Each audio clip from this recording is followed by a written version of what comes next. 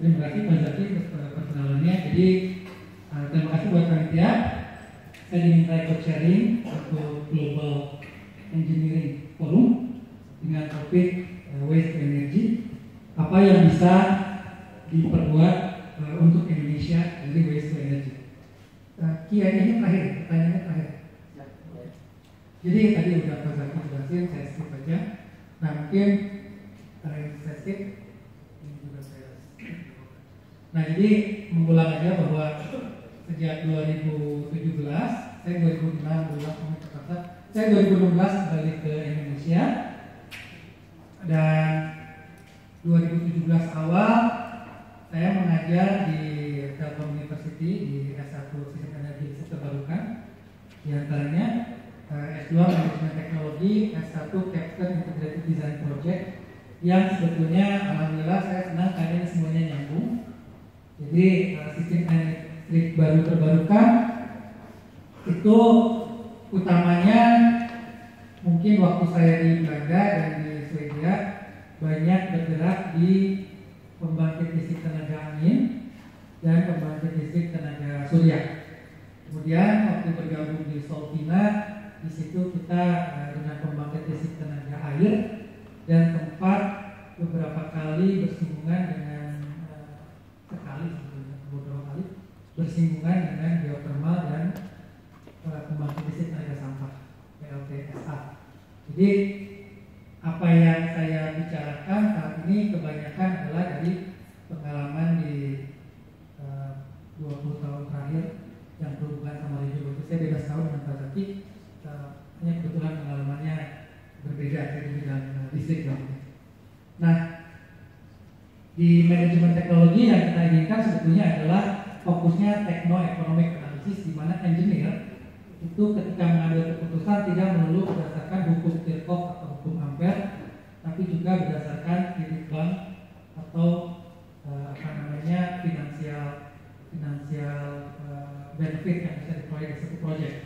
Diharapkan sebagai engineer kita bisa mendapatkan hasil yang secara teknis memenuhi syarat hukum-hukum fisika dan secara ekonomi memenuhi hukum-hukum ekonomi.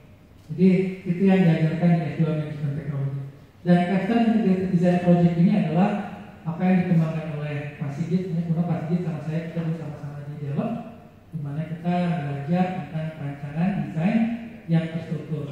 Jadi saya membantu Pak Sigit di Integrated Design Project ini untuk sebenarnya kita mau coba mentransfer apa yang dulu kami pelajari di Belanda dibawa ke sini, sehingga ketika mahasiswa melakukan research dia melakukannya dengan terstruktur, sehingga pengambilan topik dan keputusan dalam sepanjang riset mahasiswa itu berdasarkan argumentasi yang bisa dipertanggungjawabkan gitu ya. Nah jadi tentang sampah ini saya mau mulai dengan dalam bentuk diskusi biasa ya, dalam bentuk diskusi santai, bahwa ketika saya pulang ke Indonesia 2 tahun yang lalu, yang menarik adalah bagaimana kita melakukan observasi saya terhadap sampah gitu. Jadi berita seperti ini adalah berita yang membuat kita yang sedang merantau itu ya sedih gitu ya, bahwa begitu banyak pencemaran yang terjadi di kebetulan saya juga asal dari Jawa Barat. Bagaimana waktu itu teman-teman di sana menyebarkan berita bahwa Sungai Citarum ini pernah jadi sungai paling kotor atau terpolusi sedunia. Pengalaman kayak ini tidak enak dilihat, tapi ini perlu menjadi pijakan kita ketika kita bicara produktivitas tenaga sampah. Saya akan elaborasi lebih jauh. Karena apa? Karena ketika kita bicara listrik renewable, kita melihat bahwa kita ingin membangkitkan listrik dari sumber energi yang bersih, betul ya? Nah jadi kenapa kemudian kita membangkitkan listrik dari sampah? Analoginya seperti ini. Kalau kalian punya rumah kalian hias dengan yang bagus, dengan jendela yang bagus, dengan gorden yang bagus segala macam, itu hal yang baik. Nah itu ibaratnya seperti kita membangkitkan listrik dari pembangkit listrik bersih. Ketika kita membangkitkan listrik tanpa ada polusi CO2, tanpa ada polusi ke udara, itu bagian kita menghias rumah dengan dekorasi yang indah. Tapi ketika kita membangkitkan listrik dari tenaga sampah, itu ibaratnya rumah bocor kita tambal. Jadi tidak kurang penting ketika kita membangkitkan listrik dari sampah dibanding dengan pembangkit listrik renewable yang lain. Karena kalau rumah tidak kita tambal, bocornya akan mengotori rumah kita. Sama dengan sampah. Kalau kita tidak cari solusi dengan sampah, ini tidak akan pernah bisa hilang. Dan angkanya nggak muncul di sini, tapi kita bisa hitung dengan gampang bahwa setiap 1 juta penduduk itu produksi sampahnya sekitar 500 ton per hari. Artinya kalau penduduk Jakarta itu 12 juta, sejak Jabodetabek, produksi sampahnya adalah 6.000 ton per hari. Sementara tempat pembuangan sampah dari seluruh Jakarta itu ada berapa kira-kira? Yang tahu? Cuma 1 di Bantar Gebang. Jadi itu ibaratnya rumah bocor, kalau dibiarin ya akan berusaha. Ini ilustrasi bagaimana pembuangan sampah di Bantar Gebang. Pertanyaannya, apakah mungkin kalau kita lihat apakah itu memang nasib atau takdir yang destiny yang harus kita lalui? Kita lihat pembahasan ini. Kita biasa melihat ini, sehingga mungkin kadang-kadang kita melihat itu sebagai sesuatu yang biasa. Tapi apakah kita harus berpikir itu? Sebaiknya kita bisa melihat wawasan bahwa sungai yang sama sebenarnya tidak mesti kotor. Jadi ini foto-foto dari kata Tasik mungkin ya. Jadi ini foto-foto di sekitar Del. Di sini ada kebab. Kemudian teknologi juga kadang-kadang bukan sesuatu yang sangat aneh. Jadi ini sampah yang sering kita lihat, dan sebetulnya dengan teknologi yang sama kita tidak akan terlalu sulit ketika cukup diberi tutup. Sehingga sampahnya tidak tutup. Atau ketika sampah menggunung di sekitar jalan-jalan dengan teknologi yang sebetulnya sederhana, ini bisa menjadi seperti ini. Jadi ini juga, ya ini saya ambil bukan karena semuanya dalam enggak, karena kita pernah alami, jadi kita tahu bagaimana ini sebetulnya sampah ini mungkin tidak lebih banyak dari sampah yang di bawah tanah di tempat pembuangan ini. Ini sedikitnya dia menggali ke bawah, atasnya dibuat seperti ini. Atau seperti ini kalau agak sedikit lebih estetis. Nah, ada yang seperti ini, ada yang seperti ini. Dan pertanyaannya tentu mulai dari mana? Nah, kalau kita mau melihat pelaku, mungkin kita bisa bilang ya ini gara-gara orang buang sampah sembarangan. Sementara misalnya kan udah terdidik bla bla sehingga buang sampah lebih kita. Ya anak kecil akan meniru orang besar. Kalau orang besar yang buang sampah, anak kecil bisa. Orang tua tertib, anak kecil juga. Dan itu bukan masalah ekonomi. Jadi kalau dibilang buang sampah itu karena orang-orang ekonomi menengah ke bawah, enggak juga. Saya kira ini bukan mobil yang murah juga, tapi ya ini terjadi. Sementara dengan kendaraan yang sama sebetulnya kita bisa datang ke satu pembuangan dan membuangnya dengan spesifik sampah dibuang, diklasifikasi dan dibuang ke tempat-tempat yang klasifikasi. Mau tingkat lebih mikro lagi, kalau kita ke fast food, biasanya culture shock orang-orang, mungkin bisa tanya teman-teman dosen, culture shock orang-orang yang sekolah ke luar negeri biasanya adalah ketika makan fast food. Kalau mau coba sekarang yang kulturnya di bawah itu di IKEA di Alam Sutra. Jadi biasanya kita ninggalin seperti ini, sementara di negara-negara yang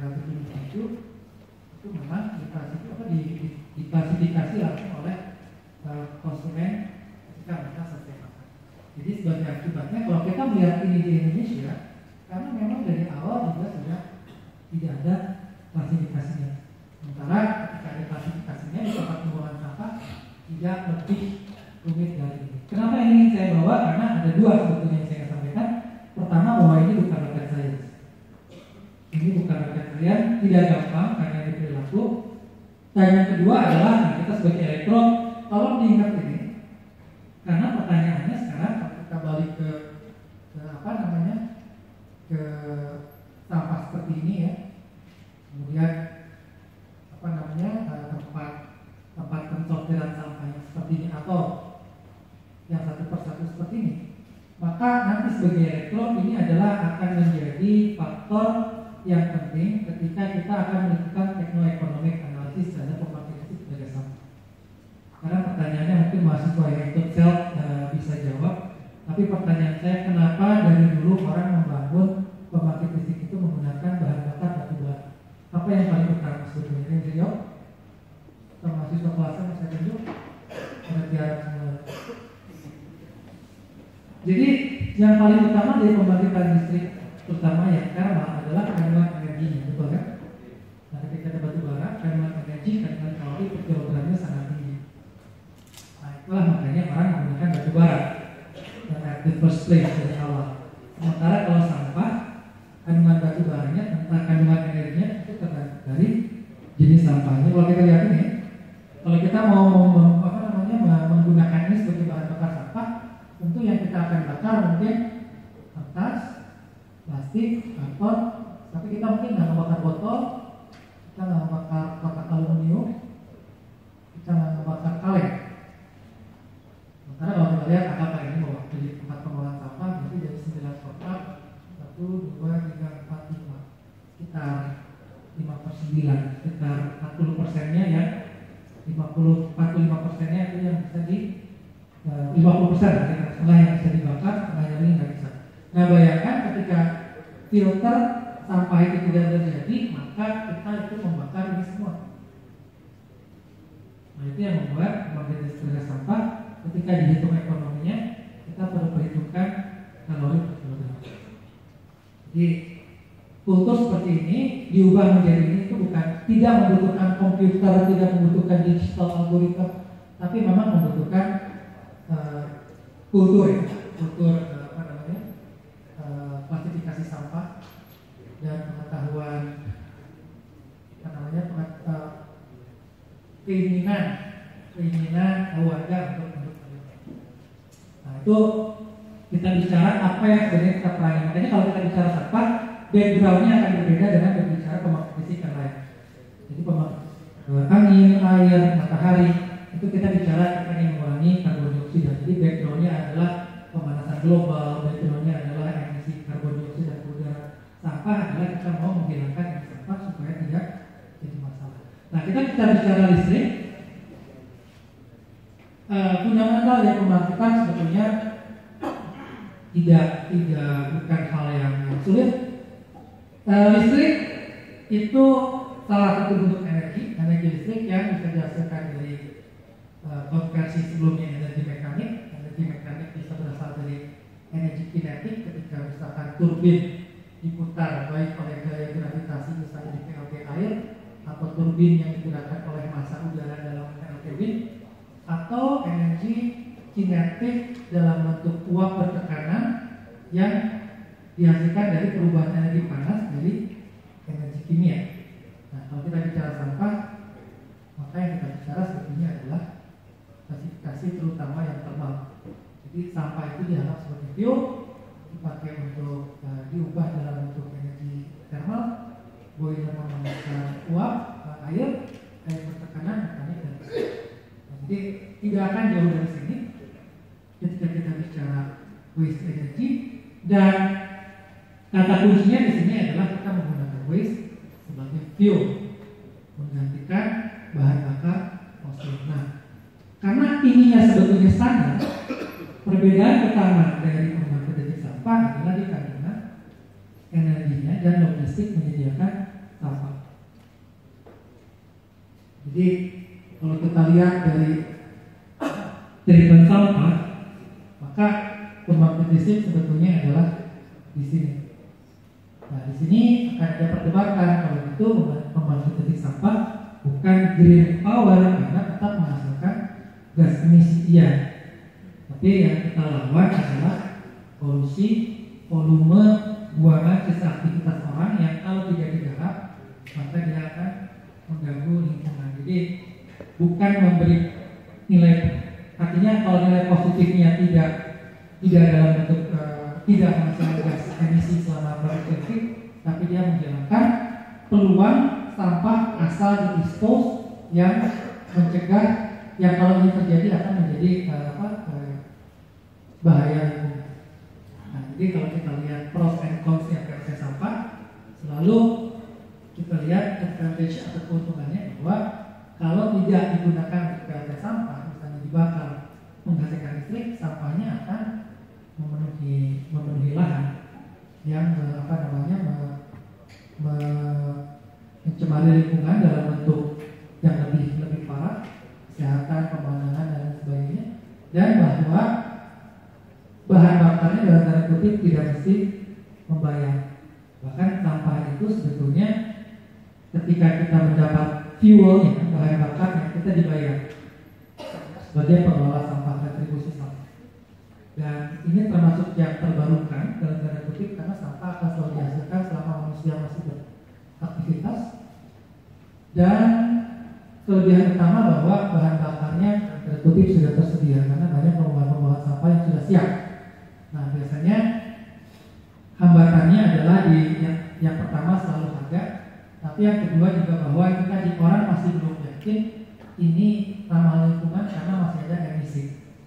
Apalagi kalau sampahnya sembarangan, sampah-sampah berbahaya digabung, itu tetap akan terlepas pada proses pengolahannya. Jadi yang paling utama adalah teknologi combustion, di mana mungkin teman-teman yang kuliah di geoenergi mengerti bahwa saya selalu menekankan ketika kita memahami proses energi konversi dari pembangkit listrik berbahan bakar sampah atau apapun, kita tidak akan terintimidasi ketika kita melihat gambar kompleks seperti ini, karena kita tahu bahwa ini tidak lebih dari konversi energi kimia menjadi energi panas, menjadi energi kinetik, menjadi energi mekanik, kemudian menjadi listrik. Nah, yang berbeda apa? Yang berbeda adalah logistik sampahnya, kemudian kendali lingkungan karena pembuangannya harus ditangani juga, tidak sekedar dilepaskan ke lingkungan. Maka biasanya kalau kita bicara PLT sampah, polusi kontrol sistem itu sedikit lebih ketat karena memang zat-zat yang secara natural tidak ada di bahan bakar fosil bisa ada di bahan bakar sampah. Jadi ada yang dioksin misalnya, ada acid gas dan lain-lain. Teknologi pertama combustion, teknologi kedua adalah gasifikasi, di mana di sini ada proses mengubah fuel sampah tadi menjadi berbentuk gas dan kemudian gasnya yang digunakan untuk membangkitkan listrik. Jadi di sini kita bicara gasifikasi yang dihasilkan dari sampah biasanya dalam bentuk biomasa. Kemudian ada pyrolysis juga, di mana dia dengan temperatur ratusan Celcius dia menghasilkan juga bentuk sintesis gas yang kemudian bisa diperlakukan lebih lanjut sebagai bahan bakar, baik dalam bentuk sintesis gas maupun dalam bentuk liquid. Yang terbaru adalah teknologi plasma art, di mana memanfaatkan suhu yang sangat tinggi, dan di sini sampah dihancurkan sehingga betul-betul buangan-buangan dari zat-zat yang katakan berbahaya dalam sampah itu bisa terkonten. Nah, ini teknologinya dari sisi teknologi atom di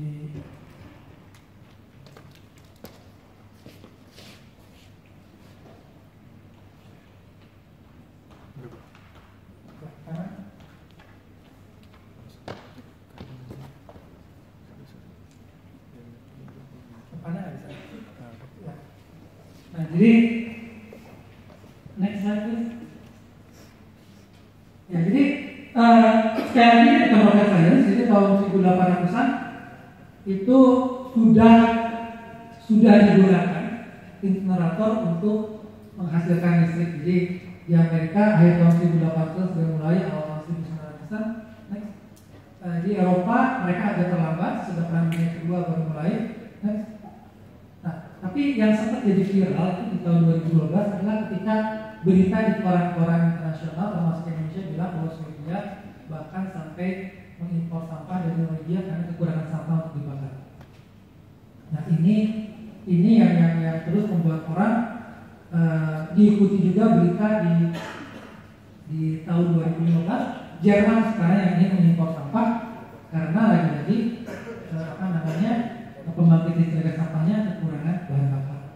Nah, jadi berita-berita semacam ini kemudian membuat orang mulai berpikir bahwa ini adalah salah satu metode yang paling efektif untuk menghilangkan sampah-sampah ini dan mendapatkan listrik dari situ.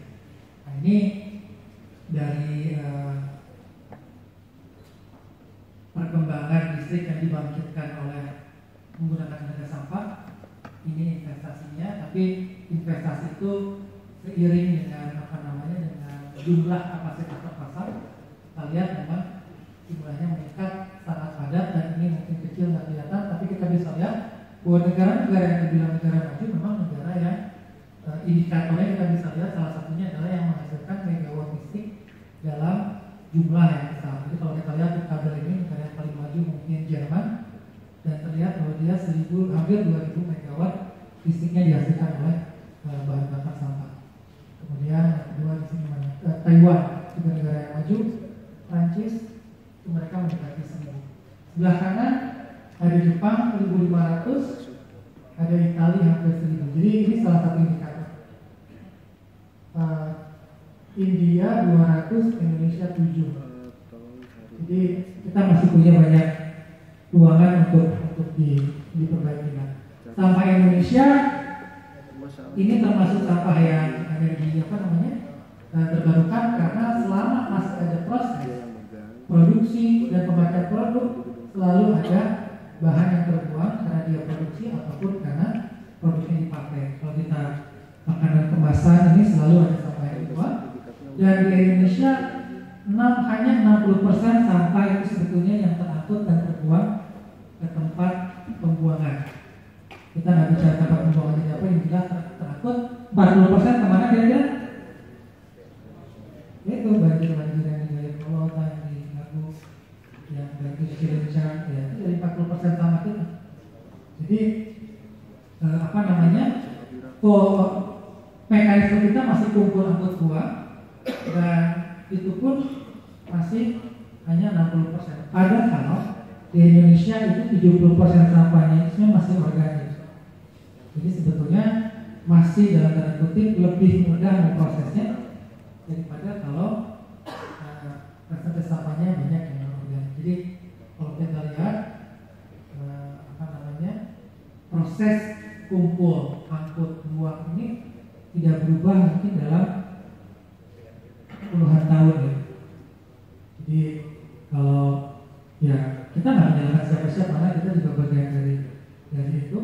Cuman ya ini menunjukkan bahwa begitu banyak peluang yang kita bisa perangi ketika misalkan open dump seperti ini suatu saat akan penuh. Jadi ini kita bayangin mobil ini tingginya loh 3 meter loh.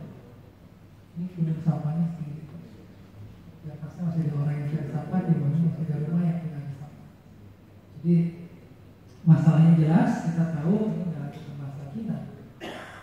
700 ton itu produksi sampah per 1 juta penduduk. Saya bilang 500 ton, saya 700 ton. Itu sekarang 700 mobil low MPV atau 7 kali paus biru satu hari dari 1 juta penduduk. Bandung dan sekitarnya ada 3 juta hampir. Jadi 2.000 ton per hari. Nah, Bandung 2 jutaan, 1.600.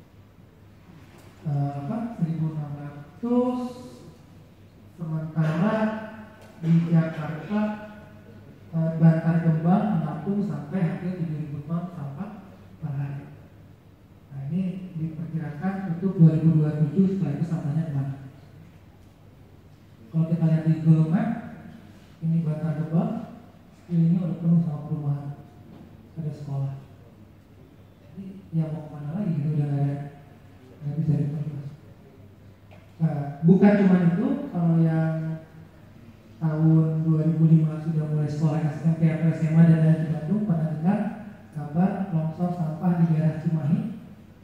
Waktu itu sampai puluhan atau bahkan lebih dari 100 yang meninggal karena sampah longsor dan jelas yang sampah yang menggunakan pembuangan sistem open dumping. Nah perkembangannya ini baru aja keluar 2018, pemerintah memang sudah melihat ke sana, sudah memulai aturan-aturannya bahwa misalkan untuk kapasitas sampah hingga 20 MW kita akan harga maksimal yang dibeli adalah untuk sampah per kilowatt-hour 13,35 sen dolar dan tipping fee, jadi bantuan biaya retribusi sampah itu 500.000 ton sampah per ton sampah. Nah, kalau kita melakukan studi, jadi di sini pentingnya manajemen teknologi, pentingnya techno-economic analysis. Jadi kalau kita bicara bahwa pembangkit untuk 20 MW itu perlu sekitar 1.000 ton sampah per hari dan investasi 800 juta rupiah per ton per hari, area 300 meter persegi dan investasi $3 per lot. Nah, techno-economic analysis itu adalah menghitung teknis dan ekonomi. Jadi ketika kita ingin tahu hubungan antara megawatt dengan ton sampah per hari itu adalah teknis. Jadi kalau secara teknik misalkan 20 watt itu butuh 20 ton, mau $1 10.000, $1 30.000 tetap satu ton misalkan 10 watt. Tapi ekonomi yang kita bisa hitung adalah dengan menghitung misalkan return of investment atau net present value. Kita contoh perhitungan 1.000 ton per hari sampah dengan tipping fee 500.000, discount rate 13% dan 10 tahun periode review, kita lihat bahwa break even point itu adalah di sekitar 5 tahun kalau harga per kilowatt Rp1.650. Sebaliknya, kalau kita fix di harga Rp1.500 per kilowatt hours dengan diskon rate yang sama dengan periode review yang sama, maka tipping fee itu adalah Rp600.000 untuk break even point di 5 tahun. Jadi kalau kita lihat kesimpulan dari perhitungan ini, memang angka-angka yang ada di sini masih belum visible secara ekonomi. Maka yang bisa diaktifkan selain dari PHP sampah sebetulnya lebih ke reduce, reuse, recycle. Ini lebih ke minimalisasi limbah. Jadi yang ingin saya buat sebagai penutup di sini adalah bahwa kita punya teknologi, betul. Teknologi ada combustion, ada pyrolysis, gasifikasi, ada biogas gitu ya, untuk memanfaatkan sampah sebagai sumber energi ya. Tapi ada dua turunan dari itu. Pertama bahwa ekonomiknya harus selalu masuk, dan yang kedua adalah bahwa kita mesti memandang secara gambaran keseluruhan. Bisa jadi pendekatan yang terbaik sebetulnya adalah ketika kita meminimalisasi sampah. Jadi di sini bentuknya lebih ke reduce, reuse, recycle, treatment, remediasi, lebih ke penanganan limbah yang dilakukan di semua rantai produksi barang dari mulai produksi sampai konsumsi. Nah ini contoh aja yang simple bahwa di Swedia misalkan itu ada insentif ketika orang memperbaiki barang, maka pajak dan segala macamnya akan sangat berkurang. Ini mungkin hal yang menarik karena kita pernah dengar di Indonesia ada kasus di mana orang yang membuat TV dari barang-barang bekas gitu kan, malah ternyata dikenakan aturan harus mengikuti standar-standar industri dan sebagainya. Sementara di negara maju itu sebaliknya, orang yang mereparasi barang itu mendapat insentif pajak karena dia sesungguhnya tidak ikut mengambil barang yang kalau tidak dimanfaatkan itu akan menjadi sampah. Nah, yang terakhir sebagai penutup, kalau ada yang masih tertarik tentang sampah, bisa masuk ke YouTube channel. And please don't forget to subscribe and like the videos. Terima kasih.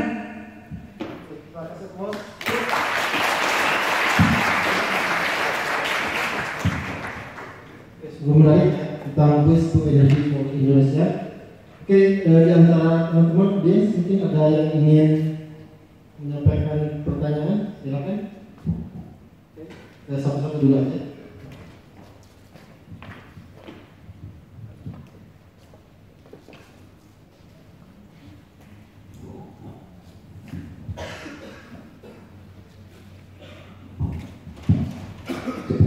Assalamualaikum warahmatullahi wabarakatuh.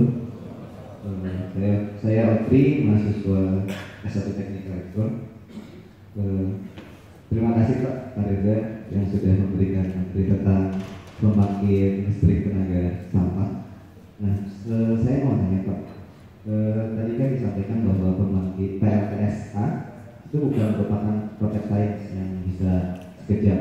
Nah, kira-kira untuk Indonesia, kapan sih Indonesia bisa mampu setara dengan Swedia dan Jerman hari ini? Lalu apa saja yang kita sebagai calon insinyur muda untuk membantu Indonesia dalam mengejar ketertinggalan itu? Terima kasih.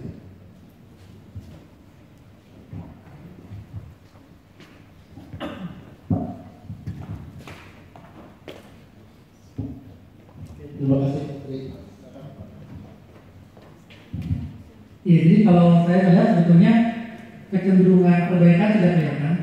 Yang paling awal saya baru dengar di 2 tahun terakhir ini misalkan ada yang gampang ya, universitas sudah boleh ada jurusan teknik energi baru. Nah, itu sebetulnya menunjukkan bahwa perhatian sudah ada di sana. Masalahnya sebetulnya kalau kita lihat ini betul bukan rocket science, masalahnya lebih di kultur.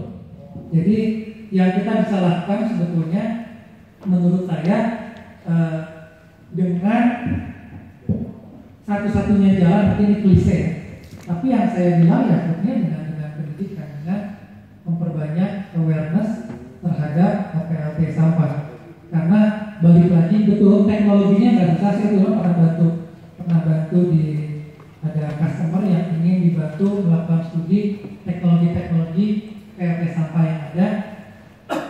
Dan teknologinya itu bukan teknologi yang aneh, bukan teknologi unik.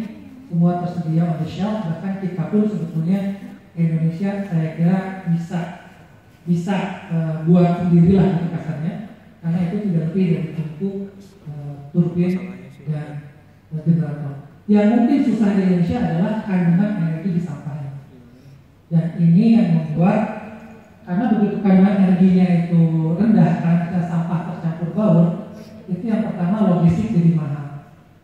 Karena logistik sampahnya jadi mahal karena kandungan energi yang tidak banyak. Dan yang kedua adalah bahwa efisiensi keseluruhan dari pembangkit juga jadi rendah. Karena dia perlu membakar bahan bakar lebih banyak untuk menghasilkan listrik yang ada. Jadi kesimpulannya saya pikir kalau kalian masih muda dan ingin berkecimpung di sini, ada dua yang bisa dilakukan. Satu, belajar teknologinya, dan saya kira itu bukan bagian yang susah. Tapi yang kedua adalah berpikir bagaimana mekanisme kultur sortering sampah itu bisa jalan di Indonesia. Yang paling ini dari obrolan dengan komunitas yang bergerak di sini, sebetulnya yang kata kunci yang paling penting adalah bagaimana orang merasa kalau dia buang sampah itu dia membayar untuk membuang sampah, itu merasa dia balik modal. Kadang-kadang kenapa orang buang sampah di sungai?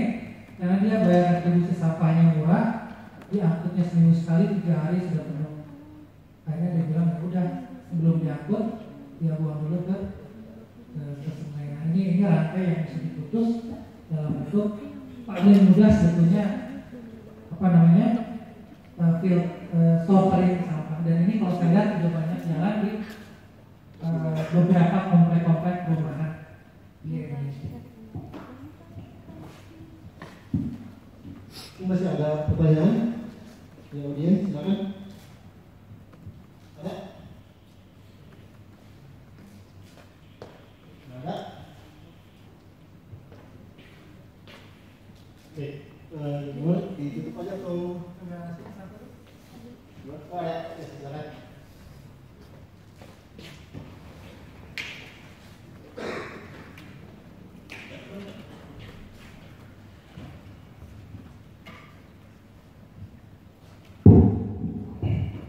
Baik, Assalamualaikum warahmatullahi wabarakatuh.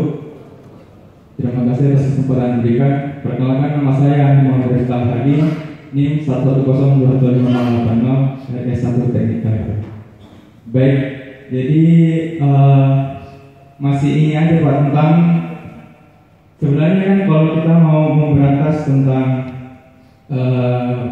polusi sampah itu balik lagi yang ke sikap orang Indonesia itu.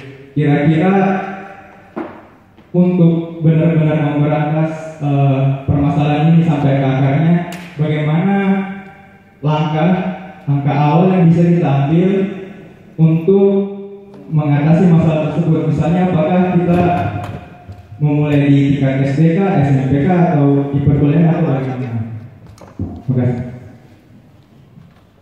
Ya, kalau saya boleh usul sih satu langkah yang mungkin konkret yang bisa diperbuat sebetulnya membuat budaya filtering sampah eksersis di sekolah, termasuk di kampus. Jadi karena asumsi kita orang yang belajar itu lebih terbuka mindsetnya terhadap menerima hal yang baru. Jadi kalau boleh usul yang paling real sebetulnya kayak tadi ya. Jadi kalau di Swedia itu kan kalau kita buang sampah itu kita biasanya saya ada pengalaman. Itu kita buang sampah misalnya ada sampah yang kita buang tiap hari itu biasa sampah organik. Itu biasanya di sekitar setelah beberapa rumah itu ada satu kios itu tempat pembuangan sampah organik. Tapi ada satu tempat pembuangan sampah yang agak jauh, itu yang tadi yang kita keliling pakai mobil atau jalan kaki pun nggak apa-apa, tapi setiap titik itu ada kotak sampah yang khusus. Nah sebetulnya kalau mau sih menurut saya yang praktis buat semacam itu di sekolah-sekolah. Misalnya di Telkom bikin satu pojok di mana satu keranjang ini isinya baterai semua, satu keranjang ini isinya sampah botol mineral, ini kertas. Itu aja jalan ini udah bagus banget. Karena asumsi kita itu nggak butuh biaya mahal, itu cuma butuh siswa tidak malas jalan ke tempat pembuangan. Nah kalau itu di jalan di level sekolahan, kita bisa berharap mungkin begitu mereka lulus ya 5 tahun kemudian Indonesia mungkin mulai. Tapi ya kalau di level sekolah belum ada ya itu indikator bahwa masih lama. Jadi kalau mau ya mahasiswa yang himpunan cobalah dari salah satu kegiatannya itu bikin pojok recycling, bukan recycling, sortering gitu. Pojok waste sortering gitu. Di mana sampah-sampah yang sekiranya kalau terkumpul itu memudahkan tugas pemulung itu di situ. Dan ini di perumahan-perumahan di Jakarta, di kota-kota besar udah jalan. Cuman memang jenisnya nggak banyak. Jadi biasanya kalau di perumahan tempat yang tinggal tuh yang disortir itu biasanya plastik seperti ini, kemudian kertas, kemudian kaleng. Karena itu mudah dan biasanya pemulung juga berterima kasih karena mereka diringankan kerjanya. Kalau itu bisa jadi kultur di sekolahan, saya kira itu sudah motong 5 tahun sebelum ini bisa jalan di Indonesia. Ada yang ingin didiskusikan? Silakan. Kalau tidak ada kita close buat Pak Reza.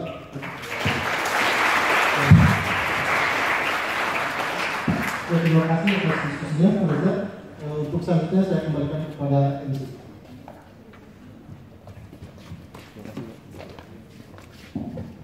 Terima kasih untuk